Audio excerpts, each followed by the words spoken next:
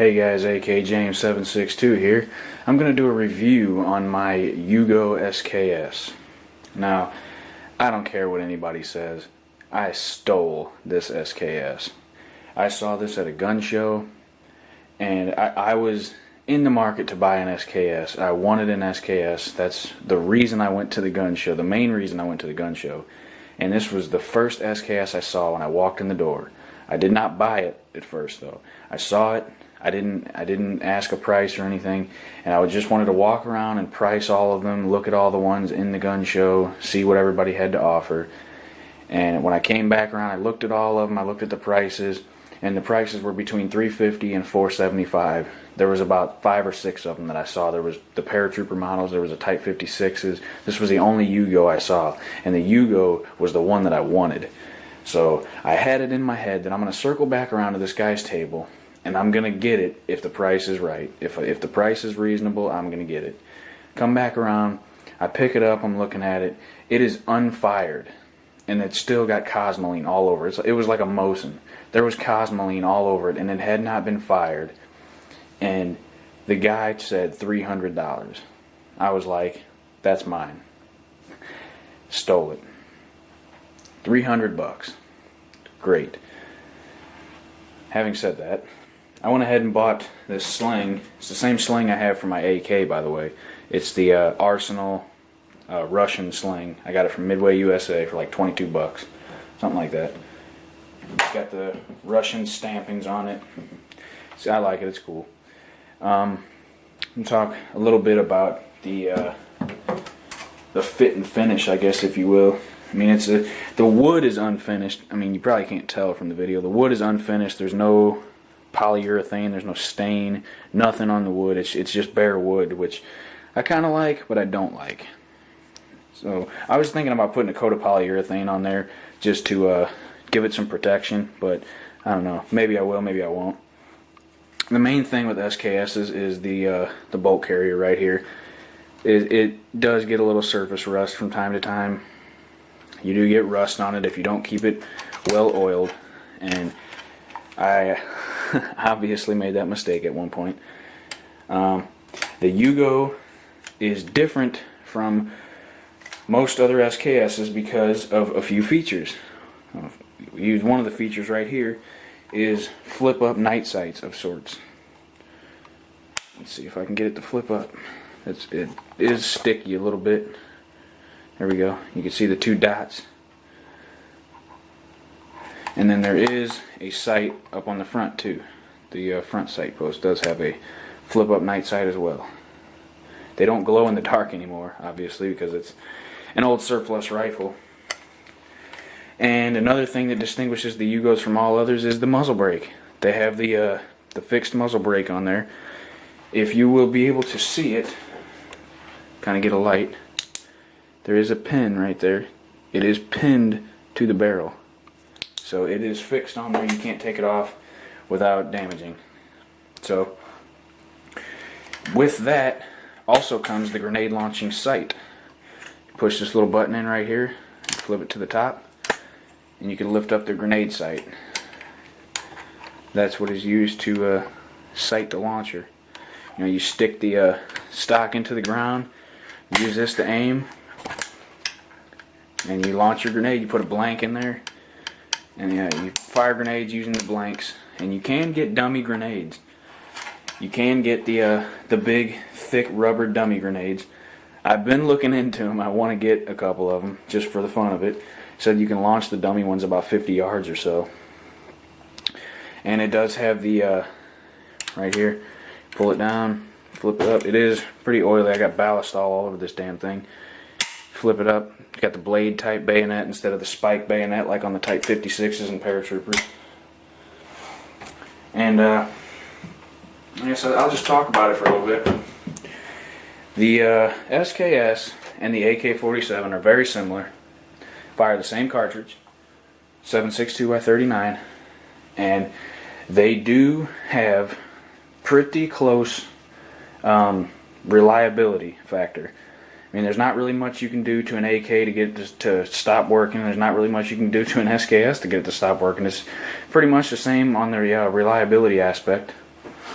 The only major difference, besides obviously the looks, and the SKS and the AK, is the SKS has a couple of more parts, and it is a little bit more accurate. And the SKSs do have a little compartment, I'll show you, in the back of the stock, like the like the AK, little compartment for a cleaning kit. I don't have one. The safety is a little awkward. Safety is right here. This is in the safe position. That's in the fire position. It is safe. It's empty. I'll drop the magazine out and close it back up. And yeah, I mean, I just thought that was one of the first things I noticed whenever I was shooting it. It's the safety is in a weird position. And takedown levers right here. You flip it up, pull that out, and you take the cover off, and you can take the recoil spring and the bolt carrier out. And I'll do a disassembly video of it. It is, and it's stamped right here on the barrel. You probably cannot read it. 5966 Yugo 762x39. I like it. It's a very accurate gun. When I got it, the front sight post was drifted. Let's see if you can see. It's pretty well centered right now. I got it pretty good. I got centered pretty good. When I first got it, it was drifted way to the left. So to fix that, I didn't have a sight tool because my AK is pretty spot on. I mean, it hits a little tad low, like maybe a quarter of an inch low. So I didn't really mess with that. But I got this little NC Star AK SKS sighting tool, and obviously with the I believe it was the SKS, it doesn't really fit well. I think this is the AK sighting tool. It doesn't really fit well on the SKS, so I took my Dremel with a I can't remember what I used, a cutting wheel I think, and just kind of went in there and just kind of chipped away little by little. You got to be really careful if you're going to do that, so you don't take too much off and it doesn't work right. You know, what it does is that little hole in the middle right there, the post goes in there, and those two edges lock on the sides of it to turn it. And if you take too much off, it may not catch the sides, and it may just be useless at that point. So I did that. I was very cautious, so I didn't ruin the tool I just bought. But I fixed the front sight. Damn thing will. I personally am not experienced with long range shooting, like 150 yards and up, and I'm not experienced with that much long range shooting. But the SKS that I have, the way I sighted the front sight, it's from offhand at about 50, 75 yards, bullseyes all day. It's great. It's just like the AK in that it eats up any kind of 7.62x39 you feed it. I've been giving it Tula and Wolf, and it's just swallowing it up. It's dirty, but I mean that you're going to get that with cheap ammunition. And the disassembly on the SKS isn't as simple as the AK, but it's not a lot of moving parts. I mean, excuse me, it's not a lot of parts, but it's not little either. But I'll do a disassembly video. Might take a little while, but I'll do it.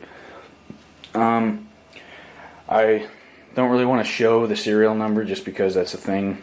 I just have a thing about it. I don't want to show it, but I will say that all of the serial numbers match. There's a serial number on the trigger guard right here on the trigger assembly. There's a serial number on the magazine. There's one on the dust cover. There's one on the receiver. There's one on the bolt carrier on the inside, I believe. There's one on the gas tube. And if I'm not mistaken, there's another one on the bolt on the inside. I'm not 100%, I don't remember. But they all match. They're all the same. And there may even be one. Yeah, there's even one stamped on the stock, on the wood stock, and it's all matching. So this rifle was never touched. It was dipped in Cosmoline and put in the storage, I guess.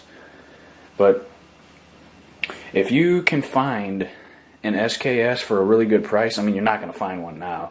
I've seen SKSs now for $700, $800, $900, and that's just, I would never pay that much for an SKS. There are many different countries of origin for the SKS, just like the AKs. There's Russian, which personally, that's one of my favorites. I think they look cool. They look pretty badass. And there is Yugoslavian, obviously, that's the one I have. There are Norinco, the Type 56, I believe it is just like this one, if I'm not mistaken, only it has a spike style bayonet and no grenade launching muzzle and no grenade launching sight. But it's the same barrel length to the best of my knowledge. And then there is a paratrooper version. And the paratrooper version has, I believe, the same style bayonet. If I'm wrong on any of this stuff, you guys can let me know. But I'm not an expert by any means about the SKS. There's the Type 56 is a Chinese one, and then there's the paratrooper, which is the same rifle. It's just got a shorter barrel. I mean, those are pretty cool looking too. And I mean, there's all the different stocks you can get for it. The Tap Coat was it Intrafuge or something like that, and they got the Monte Carlo stocks, I believe. Then the Tap Coat stocks have the collapsible stock with the pistol grip on it, and you can get the detachable magazines that I hear don't work very well.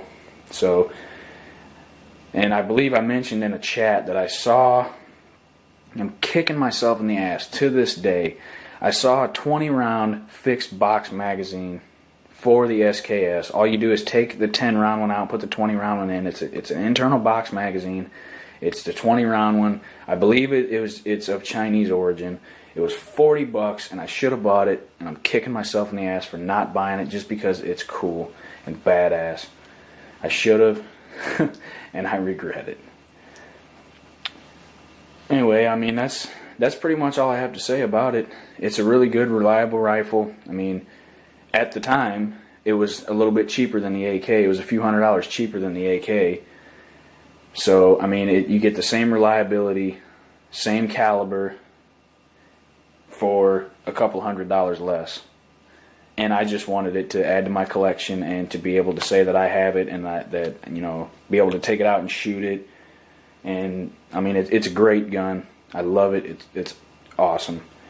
And I don't know if it's the design of the SKS or the fact that it's in a full wooden stock or what have you, but the recoil is non-existent.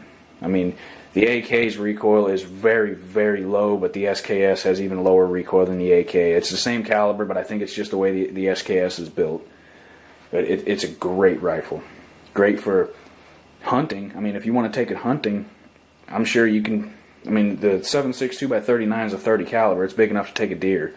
But I'm pretty sure it is damn accurate to take a deer. If you put some kind of optic on there, I'm sure you could take a deer from 300 yards with an SKS.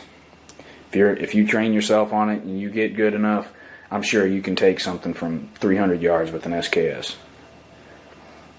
Well, I hope you guys enjoyed my review. I know I like to keep my reviews short, sweet, and simple. This one kind of went on a little bit, but that's alright.